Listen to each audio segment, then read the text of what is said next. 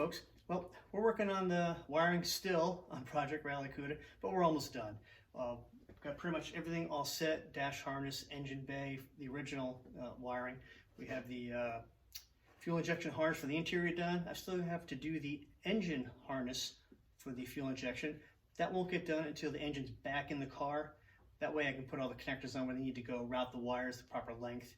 Not a big deal. We'll get that done later. But what I am working on today is finalizing the rear window defogger wiring, as well as wire for the fuel pump. And I have a third brake light in the car that I've had for years. I'm going to keep that.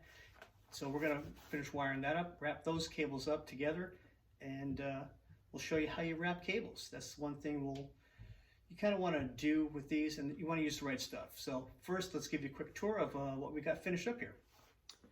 Well, got my battery here from my camper, and we got it wired up to do some testing. Here's the back of the dash, and what I've been working on is key on power and the rear defroster. So that's all set, and again, this all needs to be wrapped up, and that's going to take a little time to get that right. Engine bay, engine harness is done, and that needs to be wrapped up. Everything's pretty much set here. A couple wires down there. One goes to the temperature gauge switch, one goes to the oil pressure switch. I have to put those on the engine, get those correctly measured for length, and then we'll put the connectors on. Those will be done. Everything's good for this down to the starter, horn relay, wire for the washer bottle. All this is all set to go. Coming inside.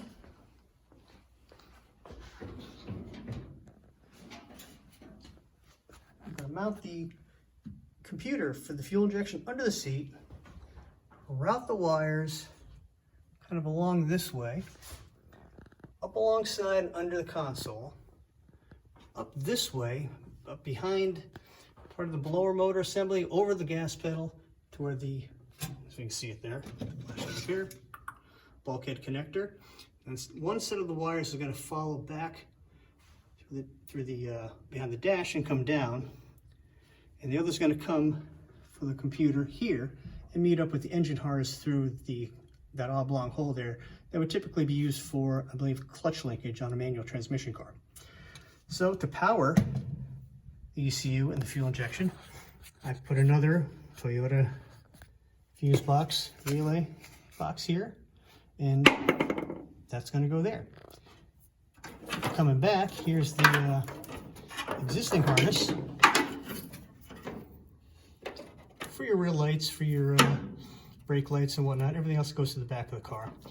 And here are the wires that are for my fuel pump and my third brake light. So we're going to work on those in a minute.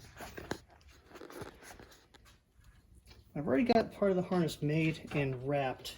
This is going to go to the rear blower motor, and the wiring is going to come up to the front and connect up with a new connector I have right next to the kick panel.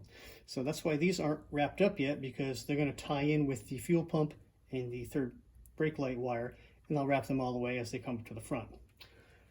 And as you can see, I'm reusing connectors.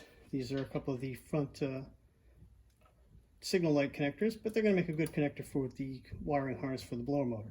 Now, this is the end that's going to go to the blower motor in the back, and this is the end that's going to go from that harness to the resistor on the blower motor itself. So we're going to wrap this bad boy up. I'm going to show you what we're using. Now, a lot of people have probably grabbed one of these. This is your generic, normal, everyday, sticky electrical tape. That's fine. If that's what you have, that's great. You can use it. I don't like using it for the wiring harnesses, because if you ever have to do a repair and you got to pull it apart, it just makes everything sticky. It's a real pain in the rear end to get it apart. What you want to use is this kind of tape. It's not sticky, it's just vinyl tape. There's nothing to it, right? But this is similar to what they use at the factory. I believe the factory stuff might have had a little bit more stick to it, but this is going to work just fine. And that's, you saw I cut a little piece here. I usually wrap the end with a little piece of electrical tape just to keep it from unraveling. Pretty straightforward. You want to just grab it and wrap. Now the stuff will stretch. So just give it a little tug. And you want to have a nice overlap. You don't want to have it too much on top of each other. You don't want to get too thick and you don't want to waste it. So make sure you get at least a 50% overlap, you know. You just keep going until you get to the other end where you want to stop. Pretty basic. And you're going to cramp your fingers. Trust me, I know this. So keep going all the way to the end. And what I'll do is I'll take the scissors and I'll cut it. I'm just going to do this right now just to show you guys.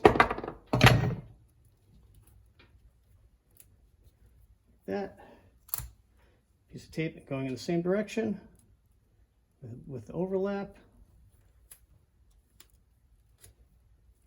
And that's how I'll terminate. Just finish it up just like that. Pretty straightforward.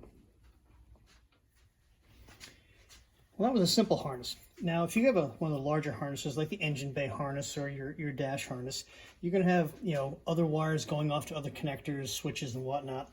So wrapping those is going to take a little bit more time.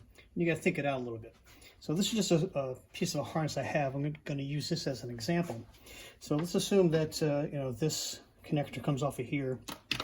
So we have all this harness here. There's a couple ways you can do it. I would start here at the position where this kind of peels away from the other wires, and then I'd start to wrap with my tape, giving it a nice tug, right? And come around like this, like that, and back, and then I'd come and do this branch that comes off like this.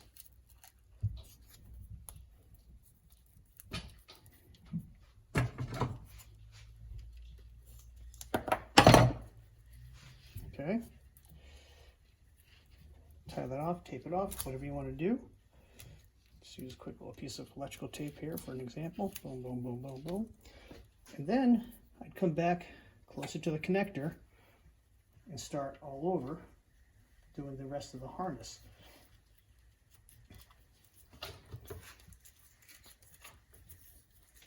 So I'm going to whip through this pretty quick here.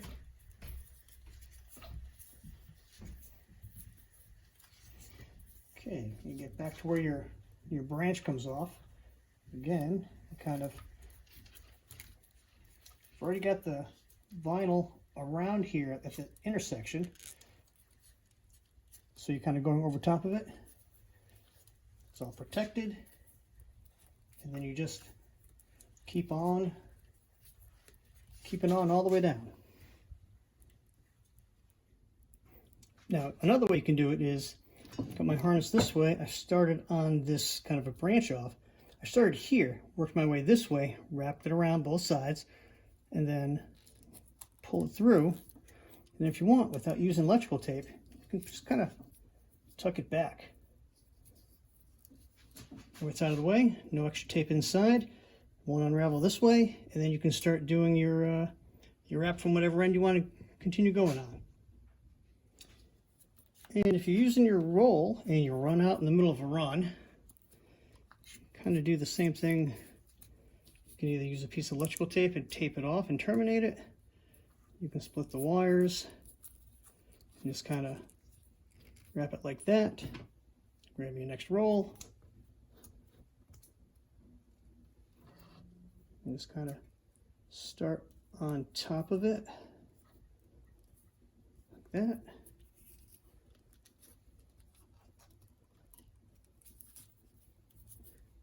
Get it tight.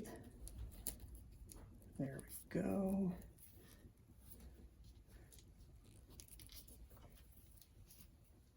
And then just keep on going. Time for a tour. Finish up the harness. Here's our defroster blower motor for the back with our harness tucked in here nicely. Let's see here.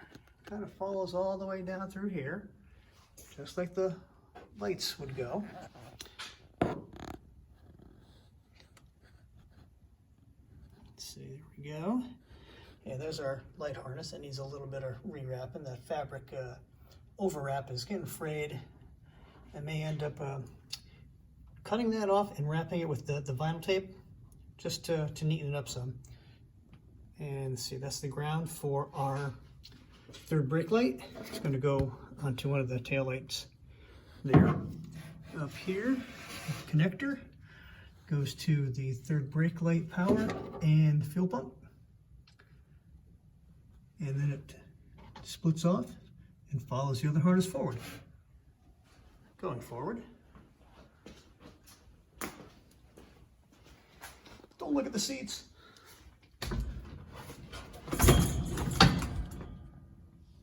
Comes down from up over the fender well, down through here, tuck it into the channel, and then forward.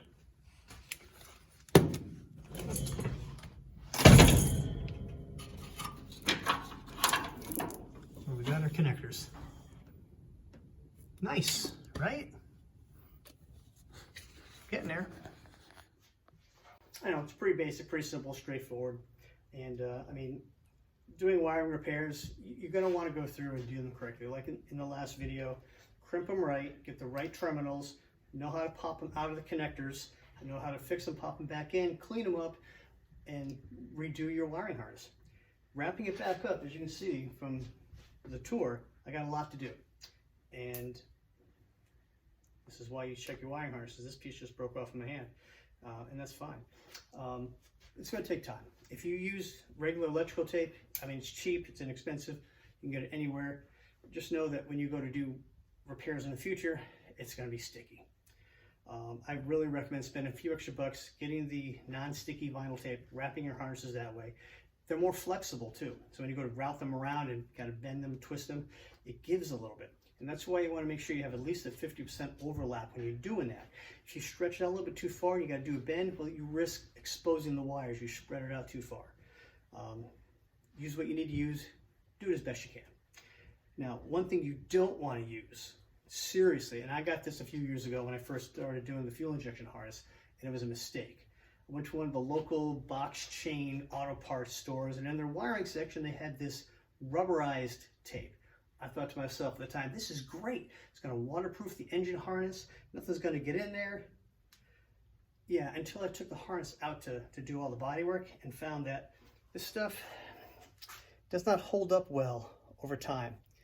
It sticks to itself.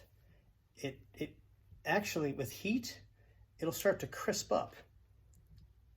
It'll look like your harness is frying from the inside out when it really is just this rubbery mess that's getting toasted.